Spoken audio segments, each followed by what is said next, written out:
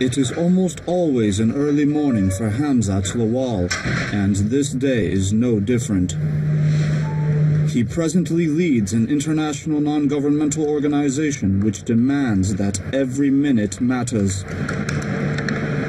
Follow the Money traces public expenditure down to grassroots projects across tiers of Nigerian governance in a country beset by corrupt practices. Okay, thank you so much. You hardly find a state government budget, hardly. Just a few states have their budget in the public domain. And for us, what we found that is not providing information is tantamount to corruption, because you can't even engage when you don't know what you're engaging on. And that's why when we travel across grassroots communities across Nigeria, we are the people that break the news to citizens.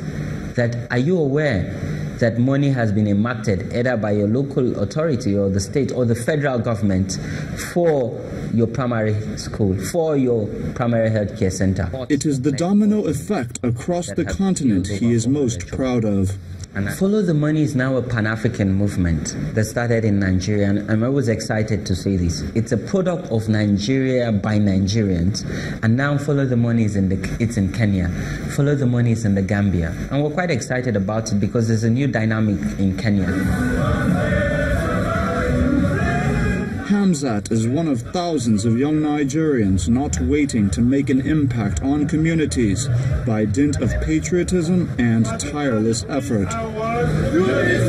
He joined several thousand Nigerian youth to demand greater youth participation in governance. The parties need to take intentional steps to give young women and young men and young persons with disability tickets, and we have placed that demand in the declaration. It culminated in lowered age requirements for young political aspirants when President Muhammadu Buhari signed the Not Too Young to Run bill into law in May. While there is no doubt that youths are actively engaged in nation building, questions remain about government's effectiveness in preparing the way for youths to do more.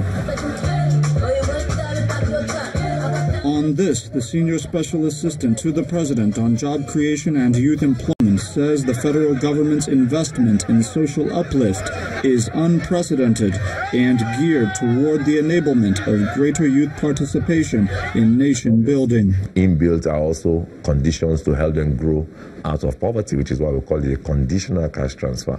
Those conditions are tied to, if you have kids in your household, number one, ensuring that their immunization, number two, ensuring that you enroll them in school. If you've got those who are youths in your household, ensuring that you enroll them for some skills acquisition.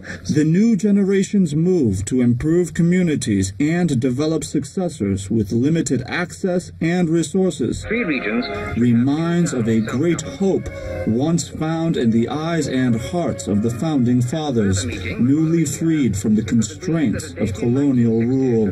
An old hope personified in young Nigerians determined to bring sincerity, right purpose, and capacity to both political and non-political leadership. Ajuri Ngelale, reporting for Channels Television News.